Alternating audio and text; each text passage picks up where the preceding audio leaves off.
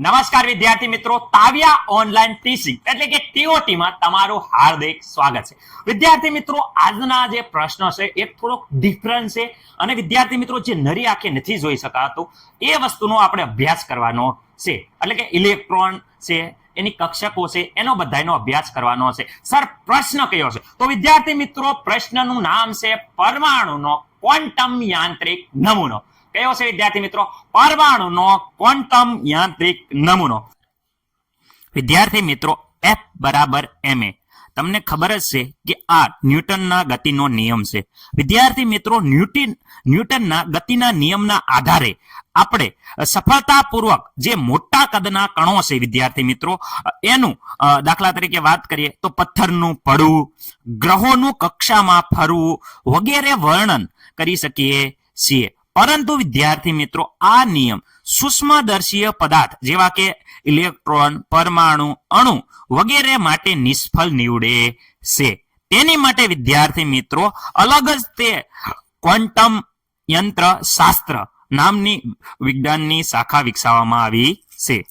આ વિજ્ઞાનની શાખા કે જે દ્રવ્યના દ્વૈત વર્ણતુકને ધ્યાનમાં લે છે તેને ક્વોન્ટમ યંત્ર શાસ્ત્ર કહેવાય છે. દ્વૈત વર્ણતુક એટલે કે તરંગ અને કણ બંને સ્વભાવ ધ્યાનમાં લેવામાં આવે છે.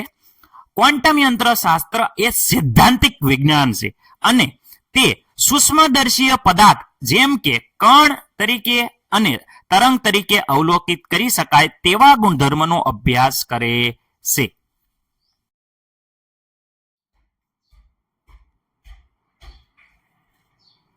ઓકે વિદ્યાર્થી મિત્રો, અહીંયા શ્રોડિંજર સમીકરણ. હવે ધ્યાન રાખજો, શ્રોડિંજર સમીકરણ એ ભૌતિક વિજ્ઞાનમાં તમે સારી રીતે ફિઝિક્સમાં સારી રીતે સમજી ગયા છો. અહીંયા થોડોક બેઝિક કોન્સેપ્ટ છે, ઉપરથી છે, પૂરું સમીકરણ નથી, તમે જોઈ શકો છો. એટલે વિદ્યાર્થી મિત્રો ખાસ યાદ રાખજો, પરમાણુ અને અણુની જે પ્રણાલી માટે જે ઉર્જા છે એ સમય સાથે બદલાતી નથી. વિદ્યાર્થી મિત્રો, શ્રોડિંજર સમીકરણ નીચે મુજબ વિદ્યાર્થી મિત્રો એને લખી શકાય છે. જો એચ કારક ઇન્ટુ સાઇન બરાબર ઈ ઇન્ટુ સાઇન. વિદ્યાર્થી મિત્રો, આ જે તીરસુળ જેવું જે નિશાન છે વિદ્યાર્થી મિત્રો, એને વિદ્યાર્થી મિત્રો સાઈ કહેવામાં આવે છે. ખાસ યાદ રાખજો શું કહેવામાં આવે છે. તો વિદ્યાર્થી મિત્રો એને સાઈ કહેવામાં આવે છે. સાઈ બાબાનો સાઈ એટલે ખાસ યાદ રાખજો, આ જે સિમ્બોલ આવ્યો તમારા માટે નવો હોય એને સાઈ કહેવામાં આવે છે. ઓકે વિદ્યાર્થી મિત્રો, એસ કારક જે એસ કારક છે એ વિદ્યાર્થી મિત્રો ગાણિતિક કારક છે. એને વિદ્યાર્થી મિત્રો હેલ્મિટોનિયન કારક કહેવામાં આવે છે. ઓકે, અહીંયા વિદ્યાર્થી મિત્રો આ સાઈ જે છે એને તરંગ વિધેય કહેવામાં આવે છે. એ વિદ્યાર્થી મિત્રો પ્રણાલીની કુલ ઉર્જા છે. ખાસ શ્રોડિંજરે કુલ ઉર્જા માટે આ પદો અને આ કારકોનો ઉપયોગ કર્યો હતો. ઓકે વિદ્યાર્થી મિત્રો, એમાં વિદ્યાર્થી મિત્રો જે સાઈ છે એ ધ્યાન રાખો, સાઈ છે એ વિદ્યાર્થી મિત્રો માત્ર ને માત્ર તરંગ વિધેય રજૂ કરે છે. તેનું મૂલ્ય ધન અને ઋણ વિદ્યાર્થી મિત્રો હોઈ શકે છે. તે સાદા કંપ વિસ્તાર વિદ્યાર્થી મિત્રો દર્શાવે છે, ખાલી કંપ વિસ્તાર દર્શાવે છે. પરંતુ ખાસ યાદ રાખવાનું છે, આ મુદ્દો ભૂલવાનો નથી કે સાઈ વડે ઇલેક્ટ્રોનની જે સંભાવના છે એ વિદ્યાર્થી મિત્રો દર્શાવી શકાતી નથી. અહીંયા આપ્યું છે, યાદ રાખજો, નથી. એટલે કે સાઈ વડે ઇલેક્ટ્રોનની સંભાવના દર્શાવાતી નથી. તો સર કોના વડે ઇલેક્ટ્રોનની સંભાવના દર્શાવાય? તો વિદ્યાર્થી મિત્રો અહીંયા જો ઇલેક્ટ્રોનની સંભાવના ખાસ યાદ રાખજો, આને કહી શકાય છે મોસ્ટ આઈએમપી. વિદ્યાર્થી મિત્રો આ પરીક્ષામાં MCQ પૂછાઈ જશે. ઇલેક્ટ્રોનની સંભાવના અથવા ઘનતા એ સાઈ સ્ક્વેર વડે દર્શાવવામાં આવે છે. ખાસ યાદ રાખજો, સાઈ સ્ક્વેર વડે ઇલેક્ટ્રોનની ઘનતા કોના વડે દર્શાવાય? સાઈ સ્ક્વેર વડે, સાઈ વડે નહીં. ઓકે, તો અહીંયા જો સાઈ સ્ક્વેર વડે જે બિંદુએ ઇલેક્ટ્રોન મળી આવતા હોય શું છે, જે તે બિંદુએ ઇલેક્ટ્રોનની જે સંભાવના છે અથવા તો ઘનતા છે એ નક્કી કરી શકાય છે. કોના વડે? સાઈ સ્ક્વેર વડે. સાઈ સ્ક્વેર છે એનું હંમેશા મૂલ્ય છે એ વિદ્યાર્થી મિત્રો ધન હોય છે. અહીંયા જો સાઈ નું મૂલ્ય ધન કે ઋણ હોઈ શકે, પણ સાઈ સ્ક્વેર નું મૂલ્ય હંમેશા વિદ્યાર્થી મિત્રો ધન હોય છે. સર હરખો રીતે તફાવત સમજાવો. તો વિદ્યાર્થી મિત્રો આપણે તફાવત જોઈ લઈએ.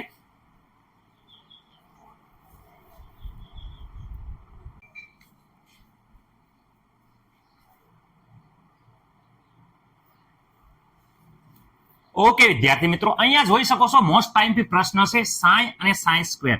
ખાસ યાદ રાખવાનો, આ પ્રશ્ન વિદ્યાર્થી મિત્રો મોસ્ટ ટાઈમથી છે, બરોબર? એટલે આ તફાવત તમારે ભૂલવાનો નથી, કારણ કે આ તફાવત છે તમારો બેઝિક કોન્સેપ્ટ ક્લિયર કરે છે, કેટલા બધા એમસીક્યુ આ કોન્સેપ્ટના આધારે ક્લિયર થાય છે. ઓકે, સાઈ વિદ્યાર્થી મિત્રો માત્ર તરંગ વિધેય છે, યાદ રાખજો તે તરંગ વિધેય છે. પરંતુ જ્યારે સાઈ સ્ક્વેર ની વાત કરે તો તે પરમાણુમાં કોઈ પણ બિંદુએ ઇલેક્ટ્રોન મળી આવવાની સંભાવના આપે છે.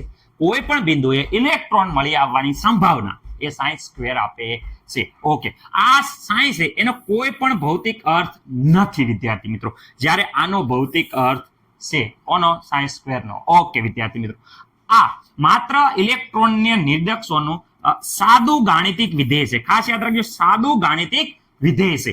સાઈ સ્ક્વેર છે એ ઇલેક્ટ્રોન, ખાસ યાદ રાખજો, સાઈ સ્ક્વેર ઇલેક્ટ્રોન મળી આવવાની જે સંભાવના હોવાથી તે શું છે? તે ઇલેક્ટ્રોનની હાજરીની ઘનતા વિદ્યાર્થી મિત્રો, હું ઘનતા કઈ ઇલેક્ટ્રોન હાજરીની ઘનતા નિશ્ચિત કરે છે.